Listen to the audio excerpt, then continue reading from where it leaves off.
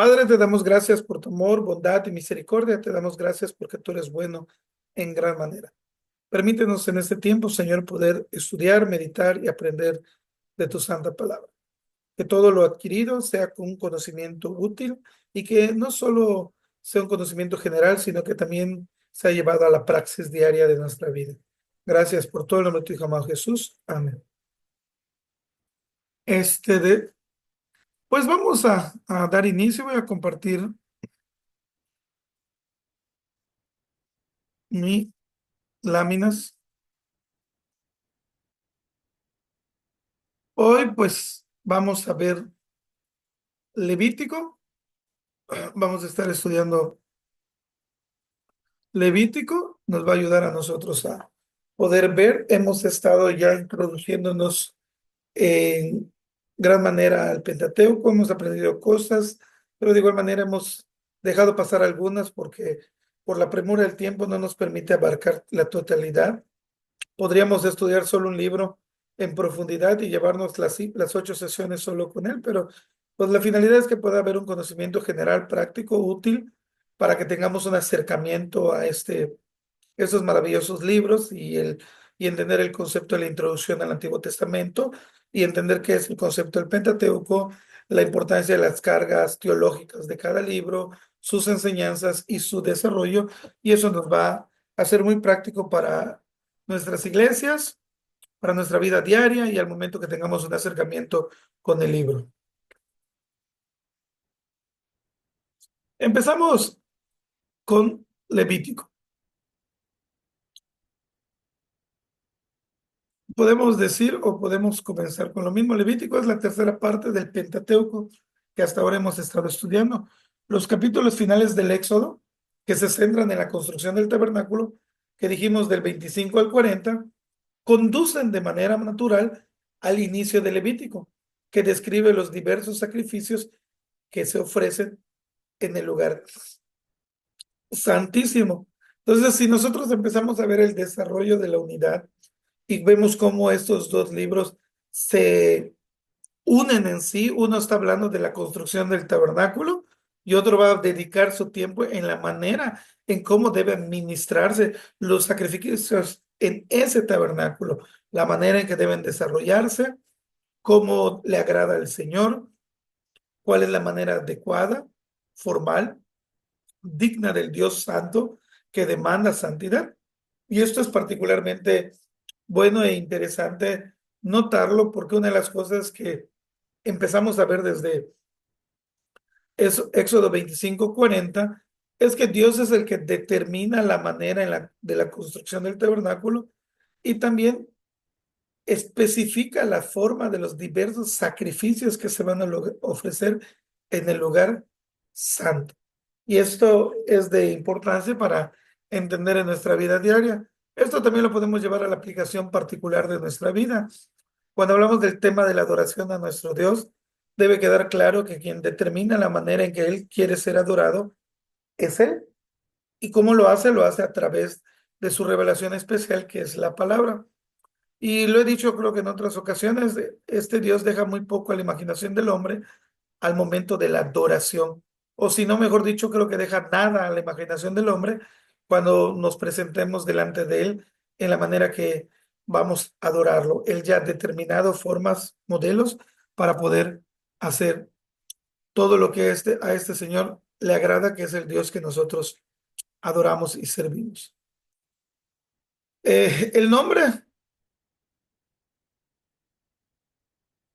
El nombre significa pertenencia a los levitas, aunque en el curso del libro no se insiste en esta tribu. Realmente no hace tanto tema. El tema sacerdotal hace que el título resulte apropiado. El título hebreo, con lo que los otros libros del Pentateuco proceden, es con las palabras iniciales, si ustedes recuerdan. Y Levítico, pues, es diferente su palabra inicial, y eso debemos notarlo. Con la palabra que se cataloga el libro es con la frase que comienza, con la palabra que empieza. Éxodo, o sea, salida, Génesis, principio, pero lo curioso de Levíticos es que comienza con Vayikra, en el concepto del hebreo, que se traduce como y llamó él en ese sentido. Es un poquito distinto, pero también tiene mucha aplicación al desarrollo con el tema de este libro. Con frecuencia, y eso es muy común, la iglesia actual ve el libro de Levítico como irrelevante para nuestro tiempo actual. Una de las cosas que está pasando muy, muy cotidianamente actualmente en este tiempo presente es que las iglesias han dejado de considerar el Antiguo Testamento con la profundidad, el impacto necesario que debe considerarse. El Antiguo Testamento tiene una profundidad, pero todavía sí, entre los libros del Antiguo Testamento hay libros que son menos considerados, de menos interés, como pasa con el respecto de las crónicas, como Levítico. Realmente, con frecuencia, la iglesia, no digo la totalidad ni la mayoría, tampoco generalizo, sino es un comentario que mayormente les parece irrelevante actualmente. En los pocos casos en que se considera como importante, se utiliza una interpretación alegórica para salvar las diferencias. Alegorizan más que centrarse en el tema de la profundidad de su propia enseñanza de este libro. Hacen más conceptos alegóricos. Entre el Antiguo Testamento y nuestro tiempo, sin embargo, un estudio minucioso, podemos decir nosotros, que entre este lapso del Antiguo Testamento y nuestro tiempo, si se hace un estudio minucioso de su contenido, se podría en manifiesto que tiene muchísimo que enseñar y que contribuye en una forma abundante a nuestra comprensión de quién es Dios, el carácter también en la manera de adorar a Dios, una comprensión clara del pensamiento de este Dios plasmado en la Biblia, que nos permite tener un correcto entendimiento de lo que Dios determina, cómo este Dios santo se conduce, pero también de la historia de la redención sin recurrir a conceptos alegóricos. Cuando hablamos de conceptos alegóricos es que le damos a veces un mensaje, una enseñanza más general, que a veces no tiene mucho que ver con el significado que se está dando. Porque si estudiamos el libro desde sus pautas, desde sus principios, realmente comprendemos que el libro tiene mucho que hablar con respecto a la redención sin recurrir a temas alegóricos. Como hemos hecho, hagamos un análisis literario de su género.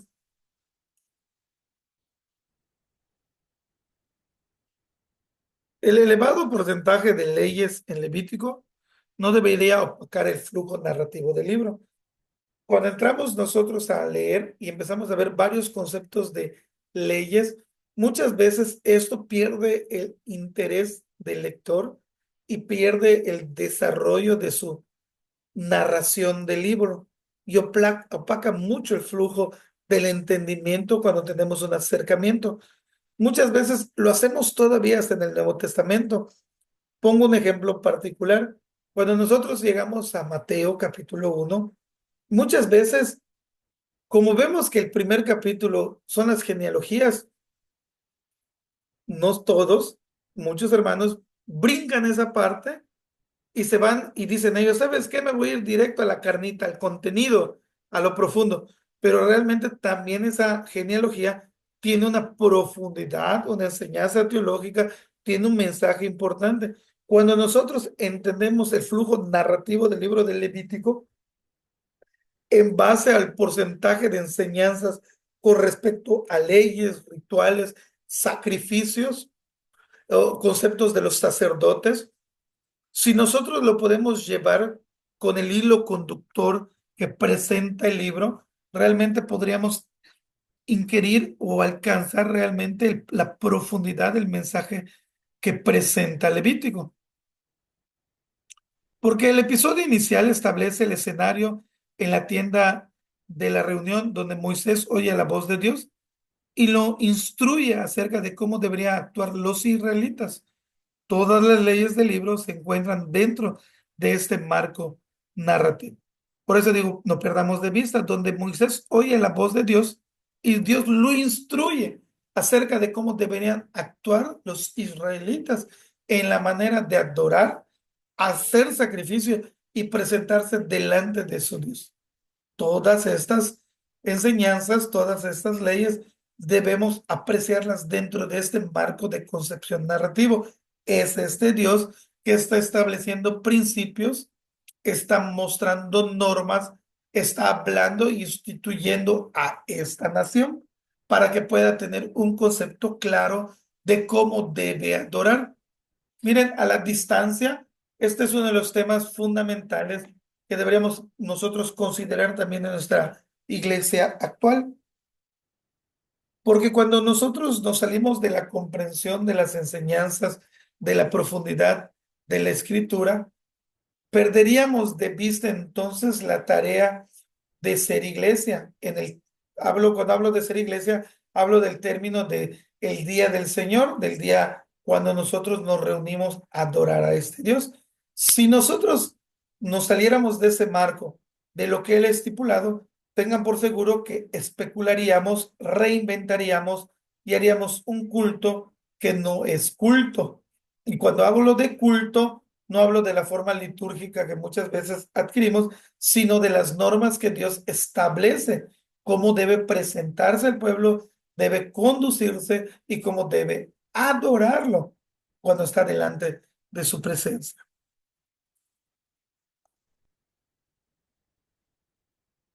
Levítico continúa con el género del Pentateuco como un todo, no pierde su hilo, o sea, primordialmente es una historia instructiva. Recordemos que partimos desde esta concepción.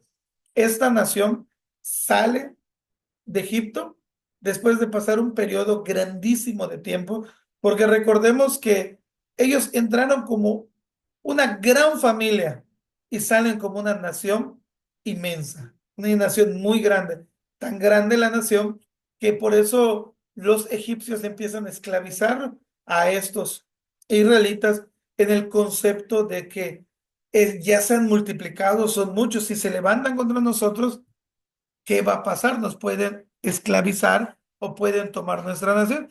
Antes de que suceda eso, lo haremos nosotros, dicen los egipcios, y empieza la opresión al pueblo de Israel.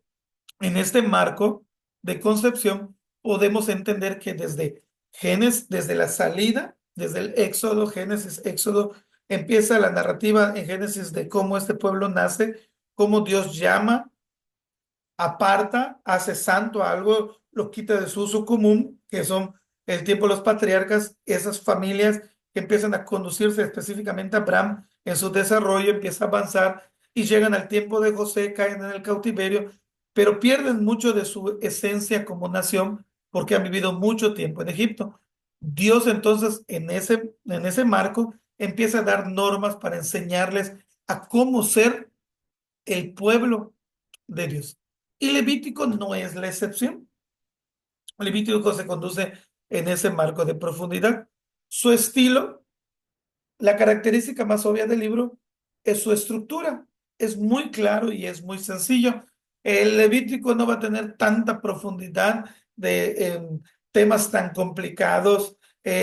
Si es una, si hay conceptos que no son claros, el propósito del libro es ofrecer directrices a sacerdotes y a laicos en cuanto a la conducta apropiada en la presencia de un Dios santo.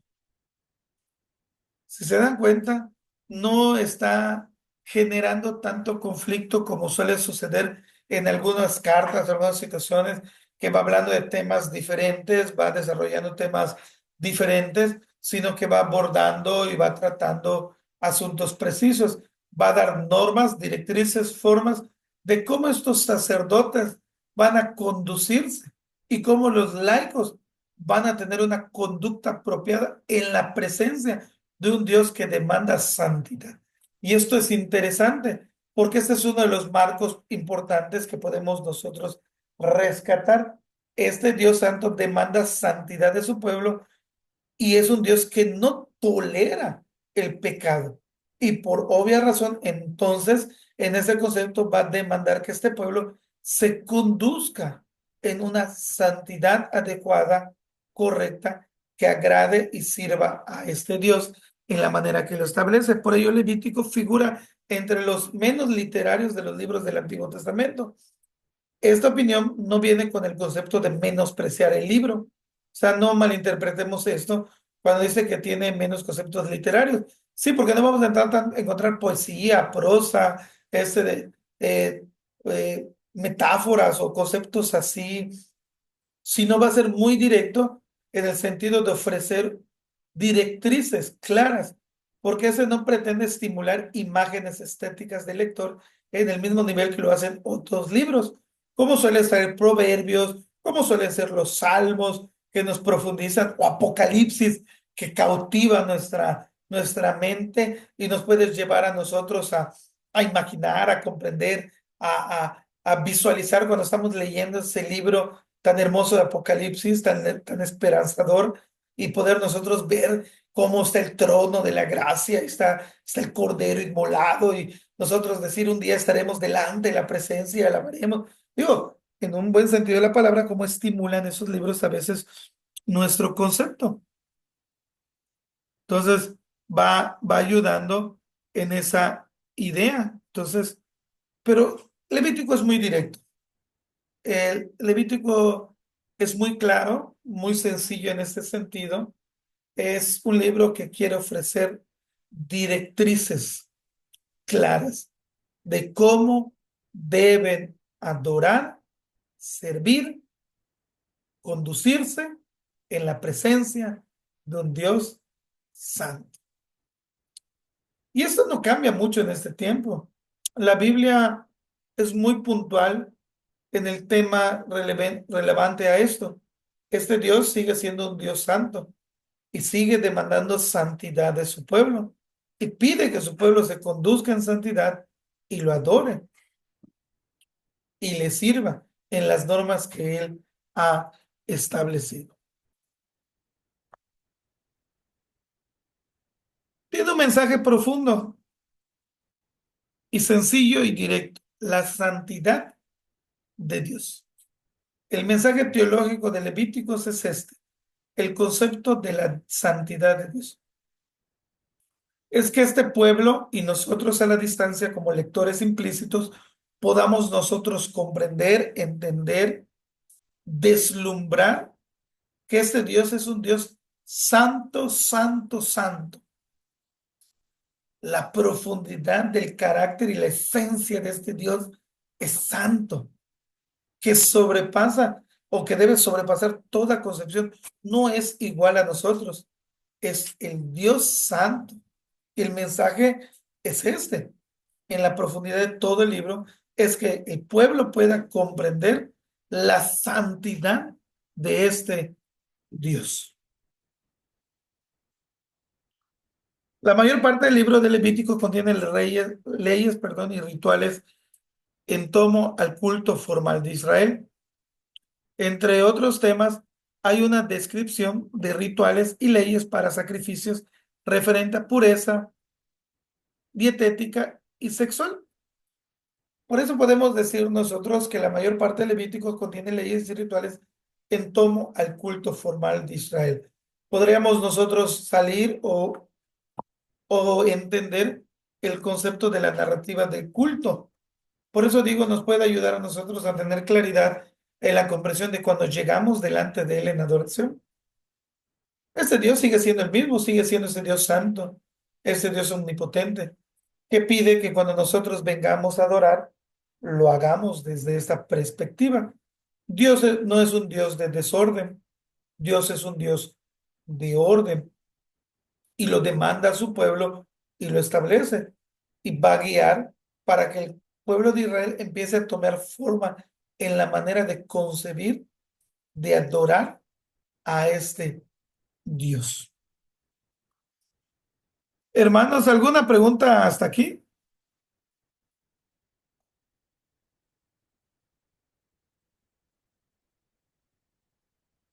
Bueno, Adelante, hermano. sí, hermano, nomás agregando que tenemos que tomar en cuenta que este es el modo que de la clave de Levítico, que como es Dios es santo, dice, este es mi pueblo, y dice, y por lo tanto, yo soy su Dios y este es mi pueblo. Y entonces en ese orden, Él establece todo lo que yo manejar así desde la estructura de cómo van a vivir ellos, como pueblo, qué es lo que los va a hacer diferentes de los demás, ¿no? Es eso. Vemos que en un momento dado en Deuteronomio se dice que se maravillan los demás pueblos de Canaán y dicen que no hay un pueblo como este que tiene su Dios, que lo ven así y que tiene sabiduría y cómo lo va conduciendo. Y es la forma de o como pueblo apartado de Dios, ahora transportando a la actualidad, es como quiere Dios que quiere que nosotros vivamos. Por eso se dice mucho que nosotros como pueblo cristiano somos a contracultura y no nos seguimos, procuramos no seguirnos con la corriente del pensamiento humano, de este mundo, más bien. Gracias. Perfecto. Hermano Luis Santiago. Sí, gracias. Fíjese que tengo una duda de que entramos al libro del Éxodo, cuando Dios llama a Moisés al monte para darle las tablas de la ley. Ah, y la Biblia nos dice que después que bajó del monte, su cara resplandecía ¿Correcto? y que perdón, Correcto. sí, sí, y que el pueblo se asustaba de verle el rostro, por lo que él tuvo que usar un velo para que no lo vieran.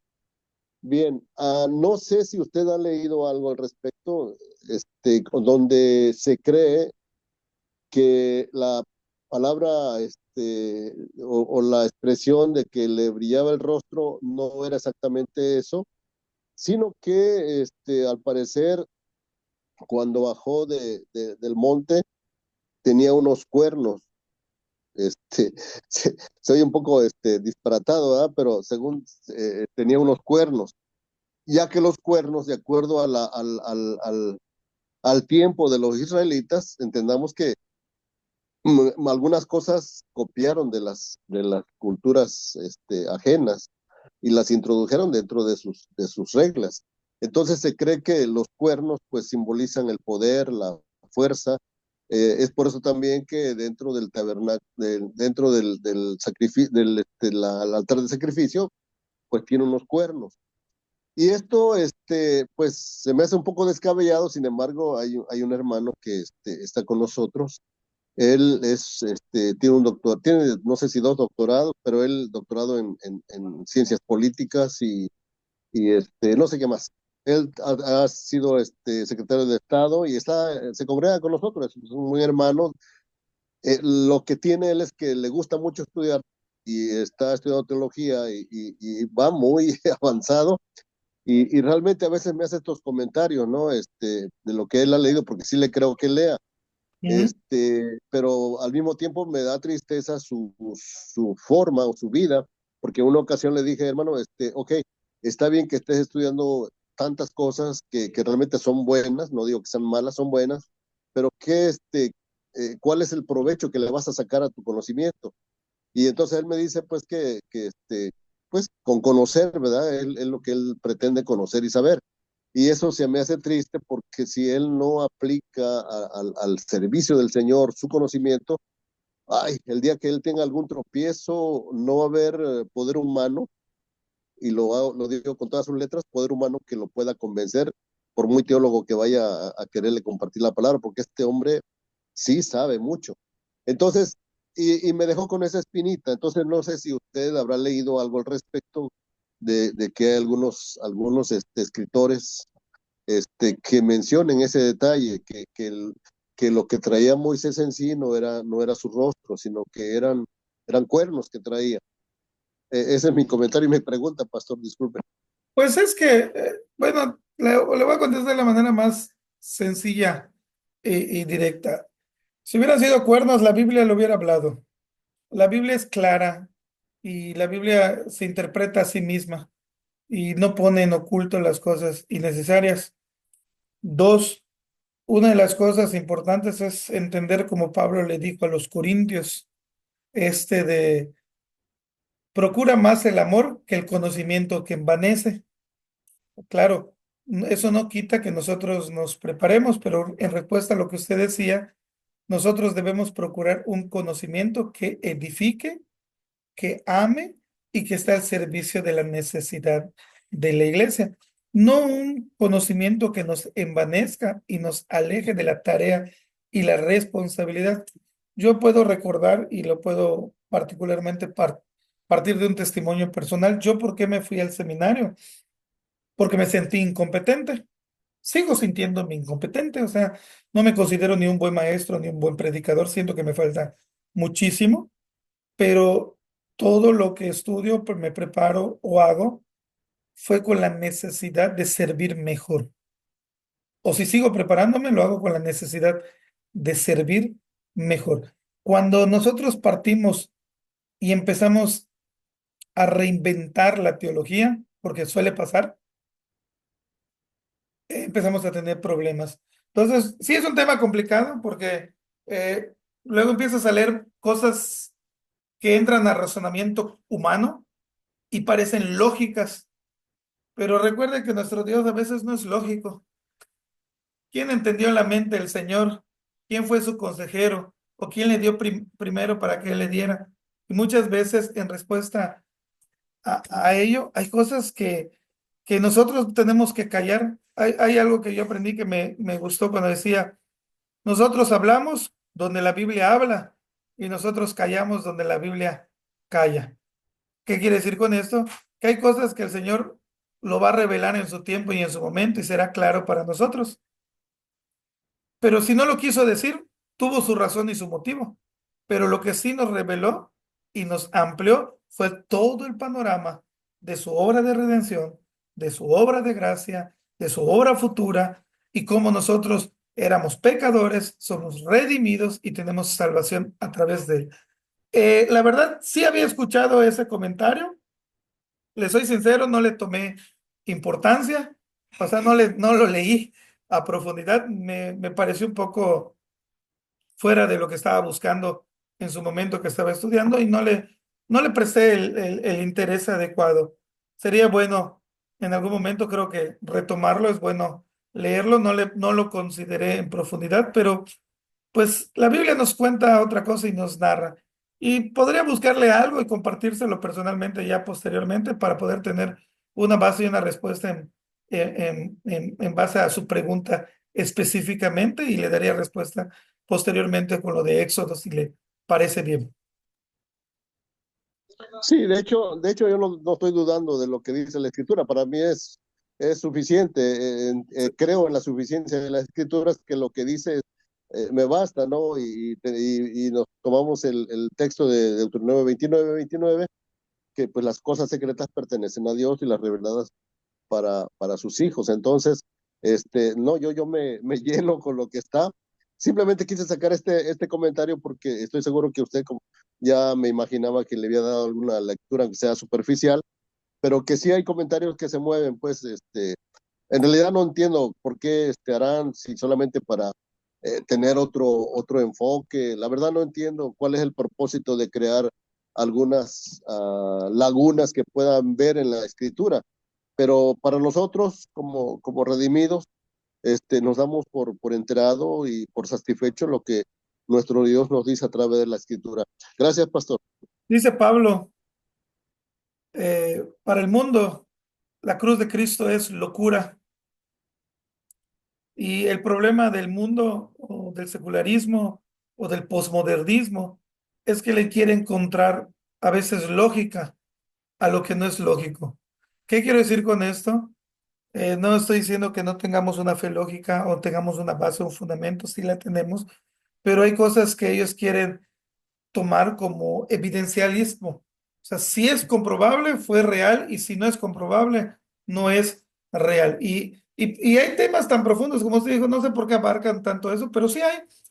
Hace poquito entré a unas clases de teología contemporánea y me llamó mucho la atención doctrinas peores de la que acaba de decirme usted, pero que emanan, ellos dicen, de la escritura, porque dicen que me llamó la atención porque la doctrina del feminismo bíblico, así le dicen ellos, narran de que Dios es mujer y hombre a la vez, porque dice que Él nos engendró y Él nos parió.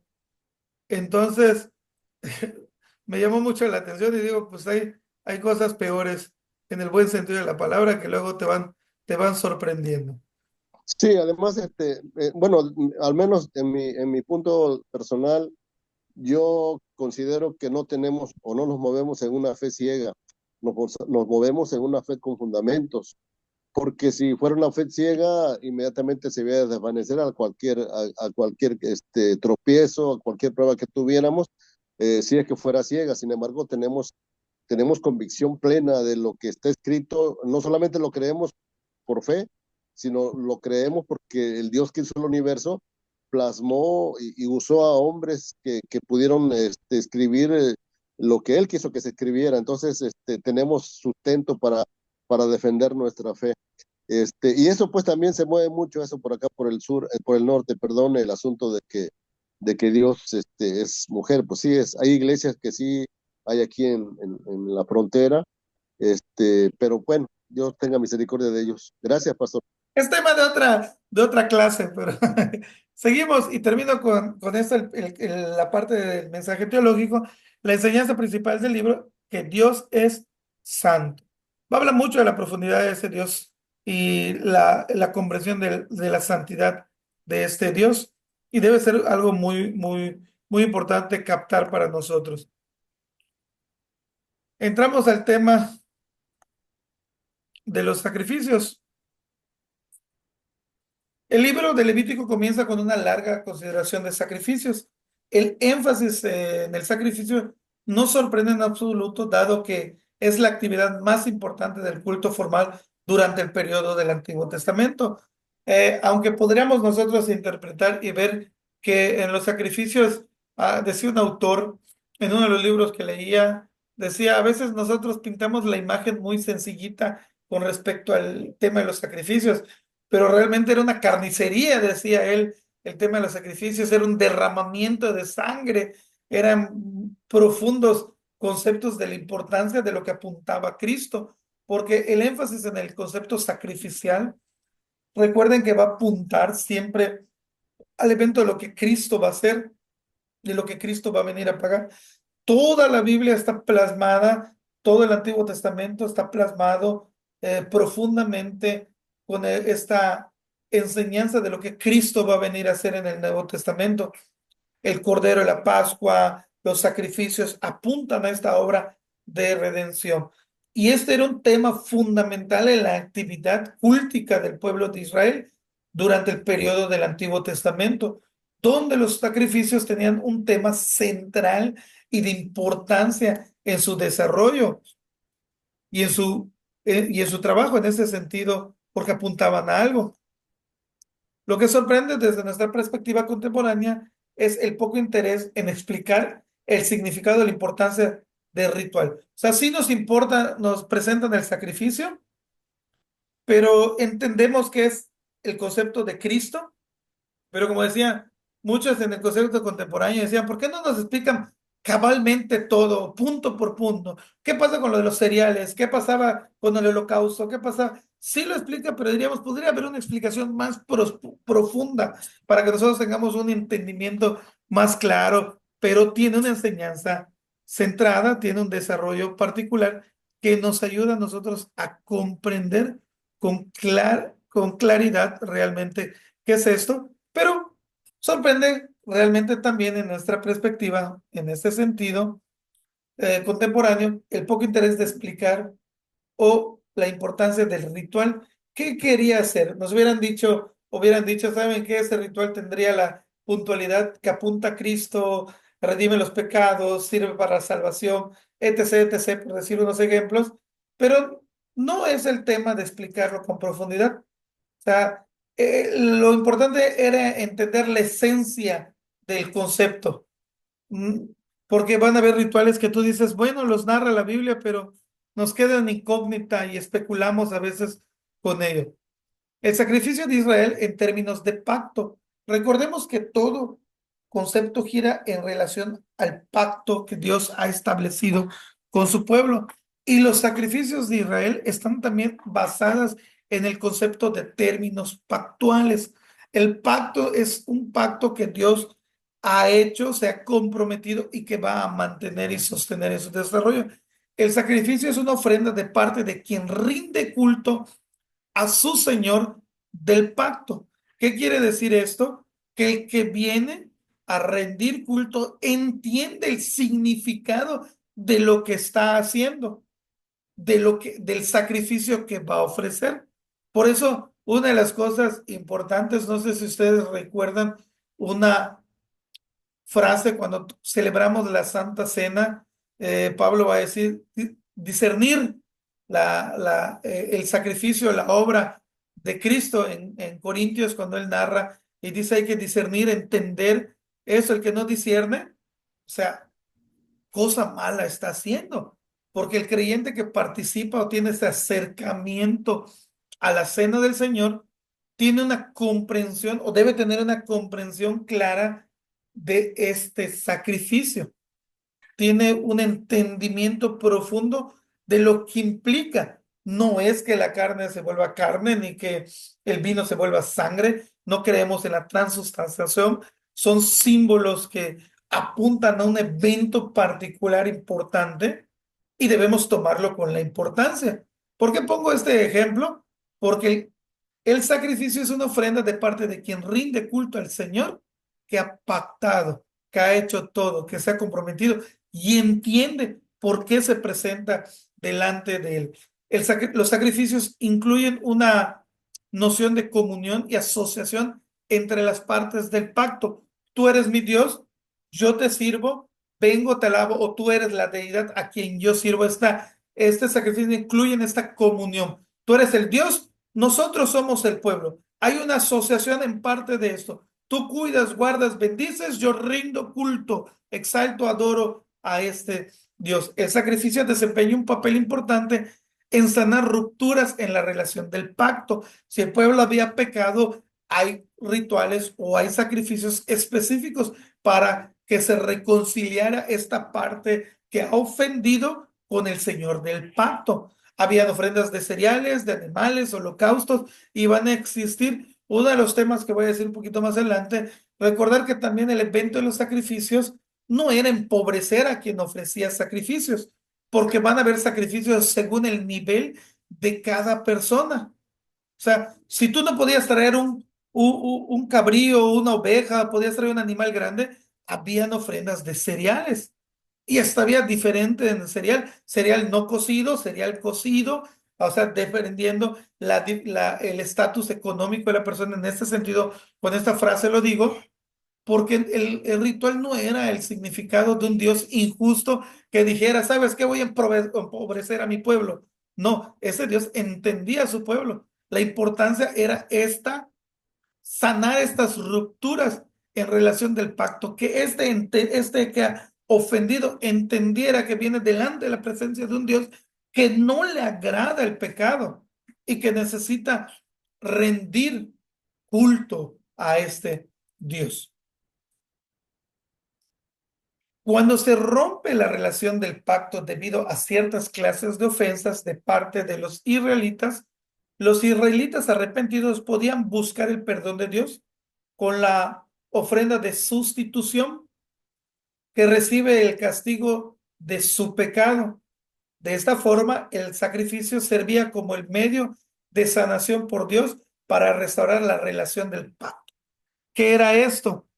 Era cuando traían un animal, le ponían la mano encima al animal y ese animal era la representación de la persona que había hecho una ofensa, pero que venía en arrepentimiento. Esto es parecido no es parecido, es igual o es semejante a lo que Cristo va a venir a hacer. Cristo va a venir, va a cargar nuestras culpas, nuestros pecados Él va a ser el representante y va a pagar la consecuencia por nosotros. Él va a morir en nuestro lugar, tomando posesión de toda nuestra culpa y pagando y haciendo, y en ese caso, presentándonos nuevamente justos delante de Dios, cuando el único justo es Él. O sea, nosotros éramos los infractores, pero Él en su justicia nos imparte o nos comparte, vamos a decir, su justicia plena delante de Dios.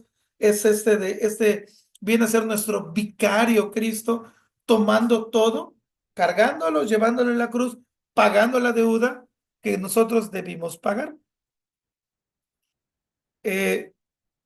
Y se nos imputa su justicia de este Dios santo. El sacrificio pues encaja muy estrechamente con el concepto teológico inclusive de la santidad de Dios. ¿Por qué lo digo? Dios santo no puede tolerar la presencia del pecado y la impureza. El sacrificio es una forma de purificar lo profano y de restaurar la intimidad en la presencia de Dios. Este sacrificio tenía la intencionalidad de que pudiera entenderse este evento. Este Dios santo no tolera el pecado. Y era necesario que este pueblo pudiera entenderlo desde esta profundidad. Quien rinde culto tenía que traer a los sacerdotes un animal sin defecto. Y esto es claro. Y lo tenía que preparar para el sacrificio. Puede haber habido más de una razón para el requisito de un animal sin defecto. Pero sin duda que no autorizaba a nadie que trajera un animal deforme y luego lo sacrificara sin pagar un precio o un costo.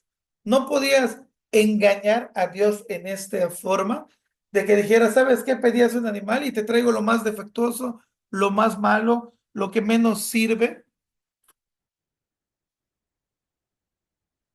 y lo ofreces a Dios. Es interesante este tema porque muchas veces en la actualidad hemos entendido mal este evento. Yo lo predicaba cuando predicaba Nehemías, si no más me equivoco. eh, Decía en su texto, ustedes a sus príncipes y a sus reyes les ofrecen lo mejor, pero al Señor le traen lo malo, lo enfermo, lo menospreciado. Y muchas veces nosotros lo hacemos en nuestro servicio, nuestra adoración, cuando rendimos culto a este Dios santo. A veces, no digo, no generalizo, a veces suele suceder que damos lo último que tenemos, el tiempo que nos sobra, lo que ya nos sirve en la casa, es lo que llevo y dono en la iglesia, o es lo que doy para el servicio del Señor. Y a veces suele suceder estas partes. Pero una de las cosas que nos habla o nos llama en ese sentido o nos invita a entender eso.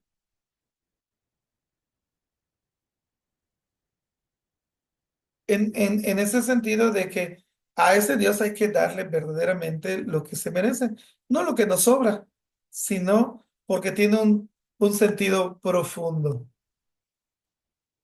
El propósito del sacrificio, sin embargo, no era empobrecer, ya lo dije a nadie. De hecho, la ley permitía la sustitución por formas menos caras de sacrificio. Probablemente, sobre todo, dependiendo de la condición económica de quien rendía culto, porque nos va a presentar el holocausto. Era un sacrificio que tenía que ver con la expiación de pecados. En este caso, se emplea el término técnico propiciación en ese sentido, pero como refuerzo adicional de la función expiatoria de este sacrificio, el rito de poner la mano sobre la cabeza de la víctima a sacrificar se interpretaba con razón como un acto de identificación entre quien rinde culto y la víctima antes de que ésta sea degollada, antes de que sea ejecutada. Por eso les decía, el tema del sacrificio tiene muy puntual marcado la importancia del derramamiento de sangre. Apunta mucho el tema del sacrificio en sangre, porque el animal antes de que pagara iba a ser degollado, partido. Entonces iba a haber un derramamiento de sangre. ¿Qué es lo que va a simbolizar? Vuelvo a repetir y vuelvo a hacer mucho énfasis en esto. es a lo que Cristo va a venir a hacer, es lo que Cristo va a representar, se identifica entre los pecadores y la víctima, en este caso Cristo, quien carga y muere en la cruz y derrama su sangre para redención de pecados. Es profundo en ese día cuando empezamos a ver esta idea. El sacrificio, sin embargo, también era una ofrenda a Dios, con excepción de la piel, que era para los sacerdotes, 7:8, se quemaba todo el sacrificio y se dedicaba al Señor. Ese es el concepto del sacrificio de sustitución. Habían otros sacrificios donde tú llegabas, que se hacían normalmente en el tiempo, específicamente en las fiestas primordiales, donde se traía el animal y se dividía en partes. Una parte era para los sacerdotes, una parte era para la persona que hacía el sacrificio y todo lo demás era quemado para que llegara como olor grato y como ofrenda agradable delante del Señor. Aquí estamos hablando del concepto de los sacrificios de sustitución. Este concepto no se consumía, a excepción de la piel que era dada a los sacerdotes, todo lo demás se quemaba y se dedicaba como un sacrificio exclusivo para el Señor, para que sea un olor grato, una ofrenda grata al Señor, porque era el concepto de restauración. Van a haber diferentes sacrificios, como decía, donde pues se llevaba el animal, se mataba, una parte era para los sacerdotes, la otra parte podría ser para la familia que comía, en su caso, si no, que se dejaba para que se vendiera o se hicieran otros temas con respecto a esto.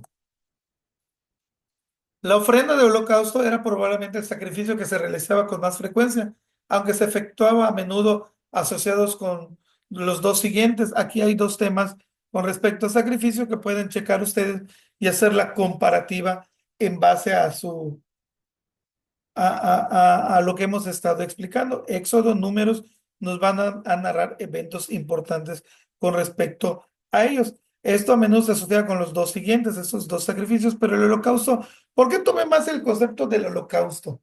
Podríamos hablar mucho de los temas, también de los cereales, podríamos hablar de los sacrificios que se hacían con los sacerdotes. Es que el holocausto era uno de los más importantes en resaltar en la idea del evento de Cristo, el derramamiento en consecuencia del pecado, de la enemistad que venía a traer la reconciliación del que aquel que había ofendido a aquel que le rendían culto o era Dios. Pero también otro tema que va a resaltar, aparte del concepto de los sacrificios, es el concepto de sacerdocio. Además del sacrificio, un tema principal en este libro es el sacerdocio. De hecho, parece que el nombre levítico alude a su gran énfasis en el sacerdocio. Gran parte del libro contiene instrucciones para sacerdotes o para miembros del pueblo en su interacción con los sacerdotes. Los sacerdotes no podían llegar y hacer lo que bien les parecía o lo que bien les daba a su mente, sino habían temas o leyes o normas muy establecidas en la forma de cómo iban a hacer. Se decía que los sacerdotes cuando entraban al lugar santísimo, se les amarraba una campana en el tobillo y se les ponía una soga alrededor de su torso. ¿Por qué era esto? Que porque decían que si entraban y no ofrecían algo agradable al Señor, sabían que la consecuencia era morir. Ahora la pregunta, si se moría en el lugar santísimo, ¿quién podía entrar a sacarlo? Nadie. Entonces era más común que cuando se dejaba de oír, decía un historiador, se dejaba de oír las campanitas, es que ese sacerdote ya estaba muerto y el pueblo o los que estaban afuera tiraban para sacarlo. Las breves secciones narrativas se centran en la ordenación del sacerdocio y presentan una historia de los peligros inherentes en las responsabilidades del concepto del sacerdocio, porque el sacerdote tenía que vivir una vida de santidad porque estaba delante del Dios Santo. Si su ofrenda no era agradable, podía morir el sacerdote en representación a esto que hacía mal. En primer lugar, la enseñanza acerca del sacerdocio, el Levítico acentúa el tema general de la santidad de Dios. ¿Por qué? Porque van a presentar eso. Después de todo, los sacerdotes dedicaban gran parte de su tiempo a estar en la presencia de Dios. No podía haber un sacerdote profano o impuro, vamos a decirlo, porque pasaban la mayoría de su tiempo realmente en la presencia de un Dios santo. Tenían que conducirse en santidad. Como consecuencia, gran parte de su comportamiento lo apauta o el hecho de que también ellos debían ser santos. Podemos ver esto en su ordenación en Levíticos 8. Lean Levítico 8, que les va a ayudar a entender la responsabilidad con respecto al tema de los sacerdotes. Eso lo podemos nosotros encontrar en la Biblia, en Levíticos 8, y nos va a ayudar a entender. Estos personajes tienen grandes responsabilidades en su manera de rendir adoración, en rendir culto al Dios vivo, porque estaban en la presencia. No podían llegar ellos e interpretar la manera de adorar como ellos les placiera, sino tenían que ser normas que Dios había establecido desde el principio. Y va a establecer los valores y las palabras. ¿Cuál es el valor permanente del libro de Levítico? Como decía al principio, normalmente ahora la iglesia del tiempo moderno, nuestra iglesia actual, considera o pone en términos Levítico como un libro no muy interesante, porque pudiéramos decir que por su gran cantidad de leyes, leyes en la manera de rendir culto, en la manera en que se acerca a Israel, en la manera de hacer esto, leyes a la manera de ordenar a los sacerdotes, cómo los sacerdotes deben conducirse, qué se tiene que hacer, la manera de los sacrificios, de las normas. Y tú dices, como que es irrelevante, pero ¿cuál es el valor? ¿Hay un valor permanente del libro de Levíticos actualmente? Claro que sí.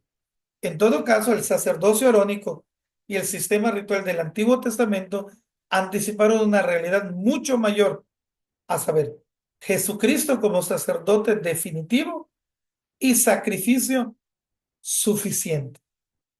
Lo que Levíticos nos muestra es que, y nos va a ayudar a esto, es que anticiparon una realidad mayor, un sacerdocio mucho mejor, un sacerdocio pleno, un sacerdocio definitivo.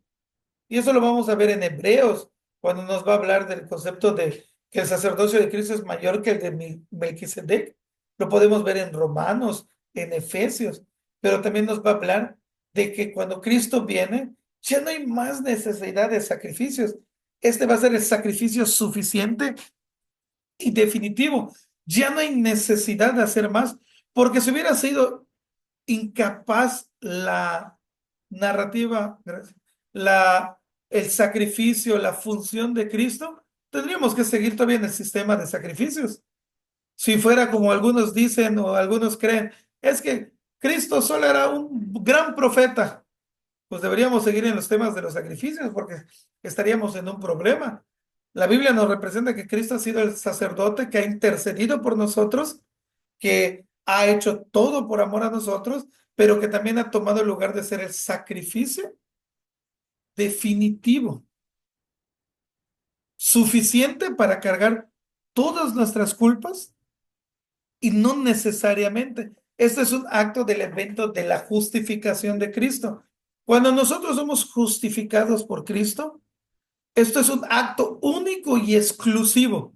No va a volver a suceder en la vida del cristiano, porque no somos justificados paulatinamente. Tenemos una justificación plena. Otra cosa es el proceso de santificación.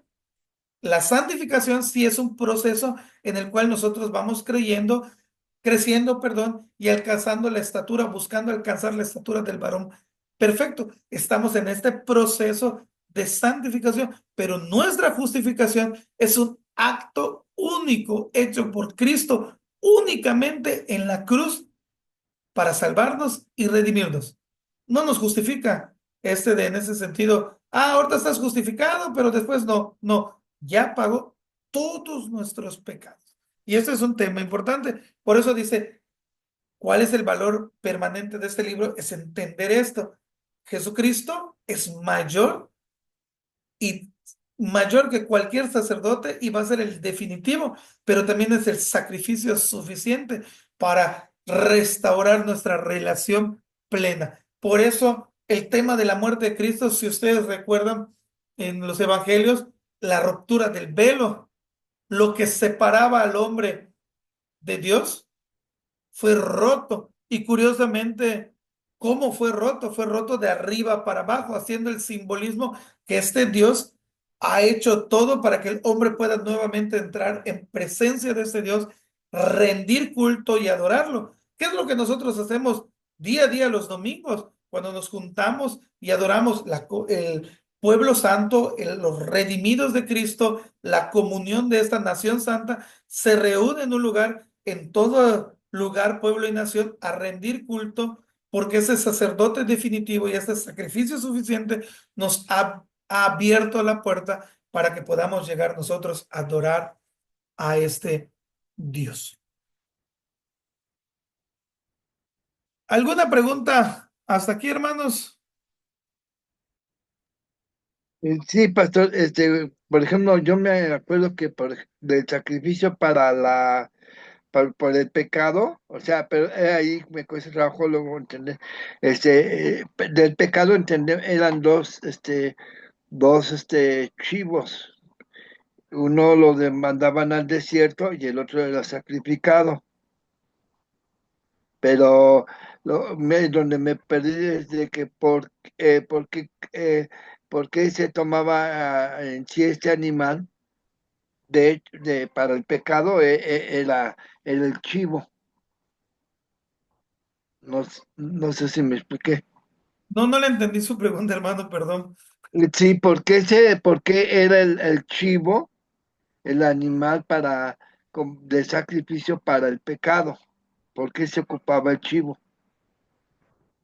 Pues quiero entender, bueno, voy a hacer una respuesta lógica. No, perdón, no digo, es una pregunta así, porque me acuerdo que eran dos chivos, para el pecado eran dos.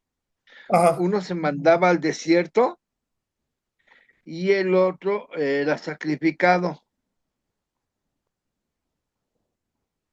Pues sí, pero ¿por qué eres animal? Porque pues yo creo que era el Sí, animal de más relevancia en ese tiempo por el concepto de la importancia que tenían en su cultura. O sea, ok. no porque tuvieran un simbolismo de más, sino porque era un animal importante en el desarrollo. Ah, hermano Luis, Sí, y también la otra era, por ejemplo, como usted dijo, el hecho de que se hacían los sacrificios no era el objetivo de que, como dice, bueno, yo lo digo así, ¿no? Que era para que el pueblo se empobreciera, ¿no?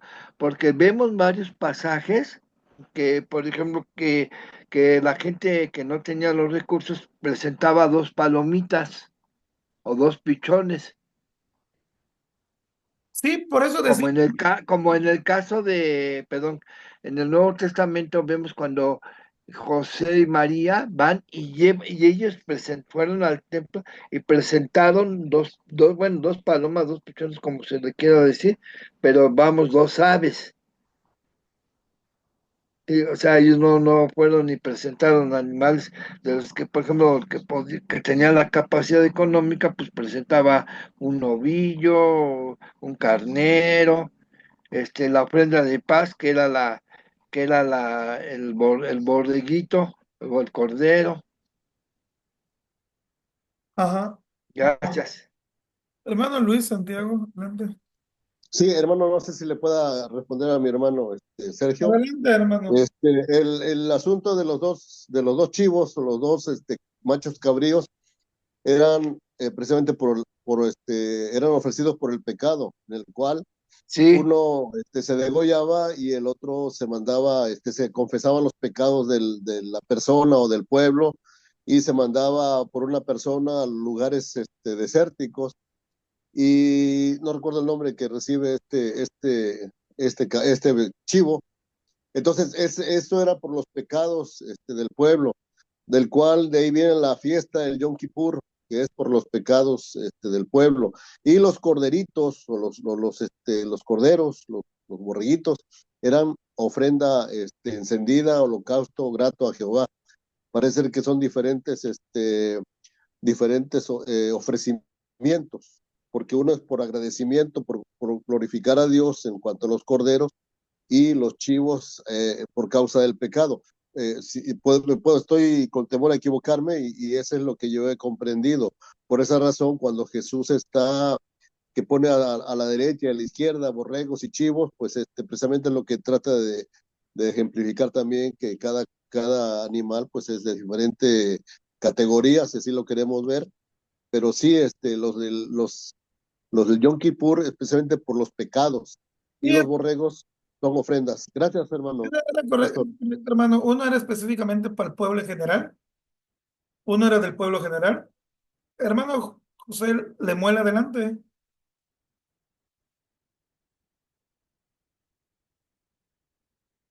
Adelante, hermano José Lemuel.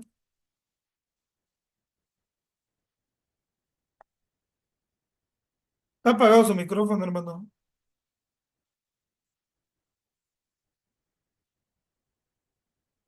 Uno tenía la importancia del desarrollo del pueblo en general y uno era particular del individuo en este sentido. Entonces, tenían su sentido, su significado cada uno. Y como alguien preguntó, podríamos decir entonces que se hacía casi una fiesta con los sacrificios. Pues sí, era un tema muy relevante, de mucha importancia, porque cuando entendía el pueblo que salía el animal al desierto, era porque sus pecados habían sido perdonados y se gozaban. Y si uno, como individuo que había ofendido a su Dios, hacía el sacrificio y se restituía este evento, entonces también era como una fiesta. Por eso podemos decir nosotros que, Perdón, es una ceremonia solemne, ¿no, hermano? A excepción de las demás, de las ofrendas, por ejemplo, de las premisas y todo eso. Perdón que lo interrumpa. Aquí yo pensaría que era más que todo era una ceremonia solemne, porque estamos hablando de un arrepentimiento de pecado y una manera de expresarlo al Señor. Esa es esa es mi duda. cuando digo fiesta, Más que una fiesta, porque si cuando hay una... digo fiesta, es, ¿Eh? es como el Ah, término, pero, cuando digo fiesta viene con el término de la idea de que cuando un pecador se arrepiente hay gran alegría y gran gozo en el cielo, más que nada. Uno de los temas centrales, que lo repetí creo que a lo largo de toda la clase, es que Dios está instituyendo normas y formas y leyes de la manera en que quiere ser adorado. Y una de las cosas que remarqué es que ese Dios es un Dios de orden, que no va a dejar nada a la imaginación. Y no solo con el concepto del ritual de los sacrificios, sino también en la ordenación y en la manera en que los sacerdotes van a hacer las cosas. Y eso pasa todavía actualmente y como digo, siempre hay que traerlo a nuestro tiempo presente. Esa es la importancia de conocer la palabra de Dios cuando adoramos y servimos. Muchas iglesias están desvirtuando la idea de culto, de adoración, de servicio al Señor. Una de las cosas que yo puedo decir, y puede sonar rara la expresión, pero realmente cuando nosotros estamos en el culto, estamos en una fiesta, en un gozo, en una alegría, claro, haciéndolo con entendimiento, con rectitud y con orden, como este Dios lo ha establecido. No hablamos del concepto no hablamos del concepto específicamente de que nos tiremos al piso, brinquemos, gritemos, no, sino que podemos llegar nosotros con un entendimiento claro y estar gozosos, alegres y deleitosos.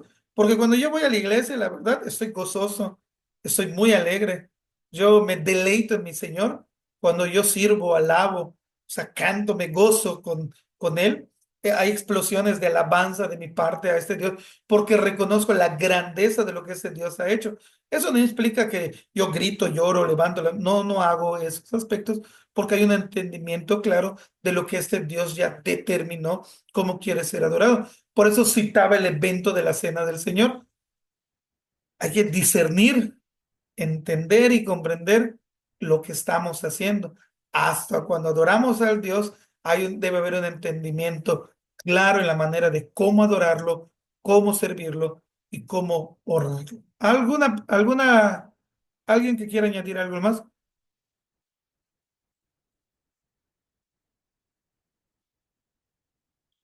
Sí. También aquí, como usted lo dijo, ¿no? No podemos pasar o hacer de menos el libro de Levítico.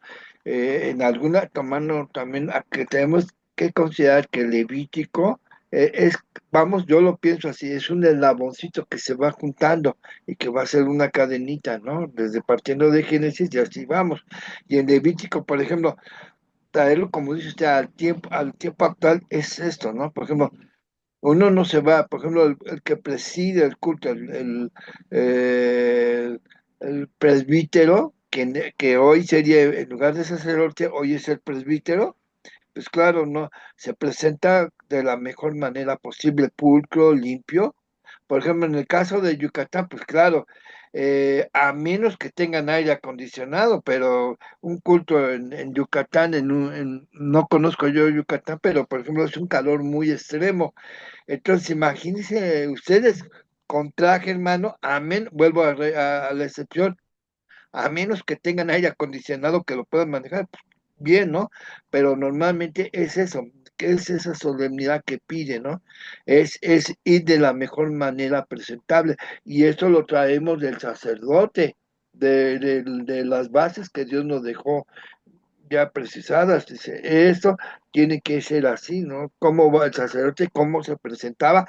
De hecho, habla de la ropa de lino, de esto, cómo se presentaban. Ahora, por ejemplo, dependiendo en la ciudad que estén, por ejemplo, aquí en la Ciudad de México, pues sí, aquí no es un clima, no es un clima extremo, y entonces aquí se presenta vamos a manejarlo en la simbología de que el presbítero o pastor se presenta con traje, pero hay que tomarlo como una simbología de reverencia, de respeto, de solemnidad al Señor.